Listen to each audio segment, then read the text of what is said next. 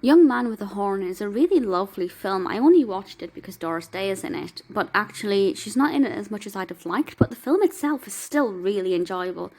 This was released in 1950 and apparently was retitled Young Man of Music according to IMDb. And it's directed by Michael Curtiz and written by Edmund H. North and Carl Foreman, starring Kirk Douglas as Rick Martin.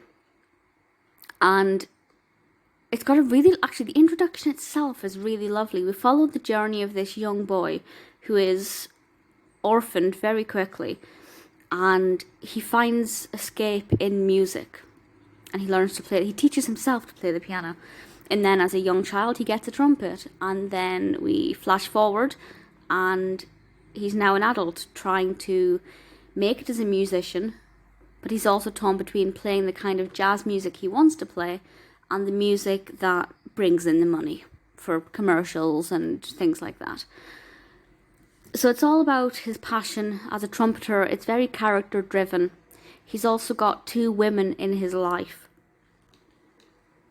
One is, well, a wealthy heiress who could bring him, a lot of money, and she's not a very nice person.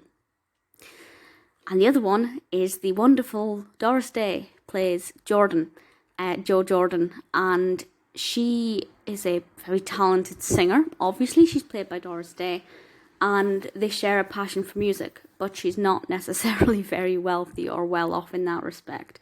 So he's got some emotional problems with his two potential relationships, but he also has to decide what he wants to do with his passion, and should he follow his head or his heart.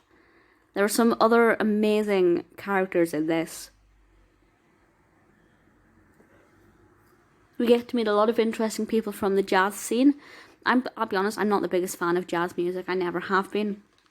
But I enjoyed the performances in this film. I thought they were really good, really engaging, very enjoyable. Obviously, Day's vocals are incredible, and I do love her in this. But as I said, she's not in it quite as much as what I would have hoped for. But that's completely by the by, because Kirk Douglas gives a fantastic performance as Rick Martin. I really enjoyed watching him. I could really feel his passion, but I could also feel his turmoil, as he just didn't know which way to turn. And if you're at a crossroads in life, I think it can be really inspiring to help you try and decide what you're meant to do, particularly if you're in the arts. Because anybody who is an artist, I write novels, and I don't write novels for a living. Obviously, I make money from what I sell, but it's not enough to pay the bills. And there's that whole being torn with how you have to spend your time as an artist. And it's very inspiring, very uplifting as well. The music's great. We have some really wholesome music, some very gentle, emotional songs, but a lot of great fun as well. And it's really engaging. The performances are a lot of fun. I really thoroughly enjoyed this film. It is black and white,